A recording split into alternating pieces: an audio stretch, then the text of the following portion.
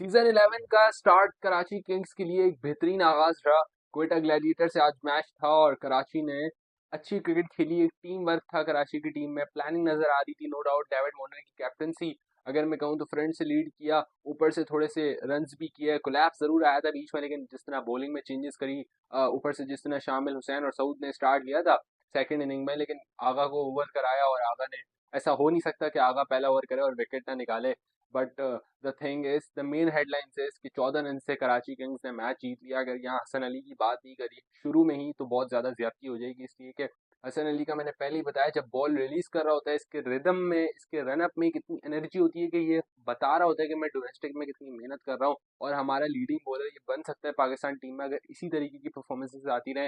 No doubt पहले over में उसको 16 रन पड़े, लेकिन जिस तरह उसने कम बैक किया वो बता रहा था कि मैं एज अ सीनियर बॉलर किस तरह कंडीशंस को यूटिलाइज करके बाद में पिक कर सकता हूँ और एक अच्छी हार्ड लेंथ हिट कर सकता हूँ। बीच में ज़रूर कोलैप्स हुआ था कराची किंग्स का, लेकिन जिस तरह नीचे से चिप इन किया मोइन अली ने, जहाँ पर बात हो रही थी कि डायरेक्ट साइनिंग मोइन अली से क्यों नहीं की, गलत बातें हो रही थी मोइन अली के खिलाफ, लेकिन उसने स्टेप अप किया और दिखाया कि मैं एक सीनियर प्लेयर हूँ, लीग्स में मेरी वैल्यू बहुत ज़्यादा है।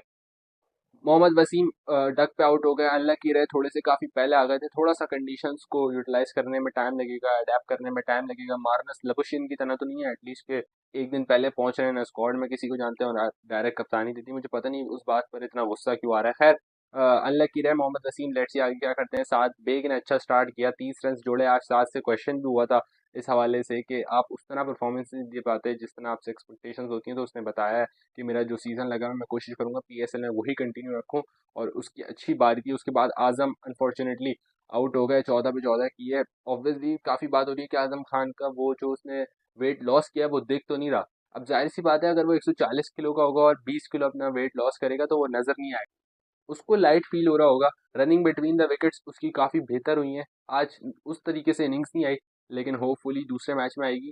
टीम जीती है, इससे अच्छी कोई बात हो नहीं सकती इस पूरे ग्रुप के लिए।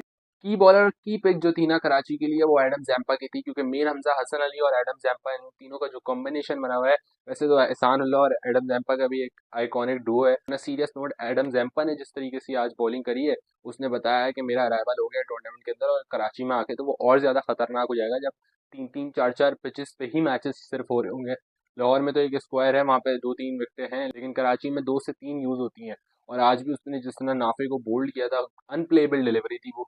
तो इस तरह पता चल रहा है कि वो ऑस्ट्रेलिया का लीडिंग लेग स्पिनर। ऊपर से स्टार्ट अच्छा था क्वेटा का, नो डाउट। सऊद शकील ने भी अच्छा स्टार्ट किया, लेकिन शामिल की विकेट के बाद फिर एकदम से कोलैप्स कर गए। और हसन नवाज, क्या कर रहे हो आप यार? बहुत एक्सपेक्टेशंस थी मेरी हसन नवाज से पिछले 7-8 महीने पहले, लेकिन हसन नवाज को पता नहीं क्या हो गया। शायद उसने इस चीज़ का प्रेशर ज़्यादा ही ले लिया जो वो पाकिस्तान टीम से ड्रॉप हुए, मुझे ऐसा लगता है। लेकिन इस तरीके से टाइम आता है प्लेयर पे, बहुत सारे ऐसे प्लेयर्स हैं ड्रॉप होते हैं फिर वापस आते हैं, उसको अपनी सिर्फ क्रिकेट पे फोकस रखना चाहिए। ये हसन नवाज था, लास्ट एडिशन में प्लेयर ऑफ द टूर्नामेंट था।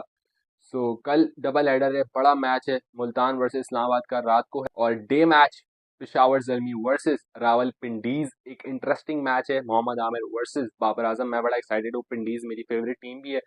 नसीम शाह की वजह से भी एक कंट्रोवर्सी चल रही है, क्योंकि नसीम शाह कल का मैच खेल रहे हैं, इसलिए आज ये डिस्कस कर रहा हूँ। उसको शो कॉज नोटिस मिला है, नसीम शाह का ट्विटर अकाउंट हैक हो गया था, उसकी वजह से अब पीसीबी ने उसको शो कॉज नोटिस किया है। अच्छा, इस पर र्यूमर्स ये चल रहे हैं कि Naseem Shah is in trouble, inverted commas में अगर मैं कहूँ तो। शो कॉज नोटिस का ये मतलब है कि नसीम शाह को उस हवाले से ब्रीफिंग देनी है कि बताएं क्या मामला हुआ था। इसमें इतनी कोई घबराने वाली बात नहीं है कि उसका सेंट्रल कॉन्ट्रैक्ट है। हाँ, सेंट्रल कॉन्ट्रैक्ट के प्लेयर्स की कुछ डायरेक्शंस उनको दी जाती हैं, कुछ खुसूसी हिदायत दी जाती हैं, उसकी वायोलेशन में ये आता है जो नसीम शाह के अकाउंट से ट्वीट हुआ। तो ये, अब उसकी तो गलती नहीं थी कि ट्वीट हुआ। हाँ, ये ज़रूर कंसर्न है कि उस ट्वीट के बाद 13-14 मिनट के बाद अप्रॉक्सीमेटली नसीम शाह का एक और ट्वीट आता है कि मेरा अकाउंट हैक हो गया था। सो ये क्या माजरा है, फर्दर डिटेल्स आगे पता चलेंगी। लेकिन कल बड़ा इंपॉर्टेंट मैच है और ऑब्वियसली मेरे शहर की टीम, मेरी टीम कराची किंग्स ने 2 पॉइंट्स हासिल कर लिए हैं।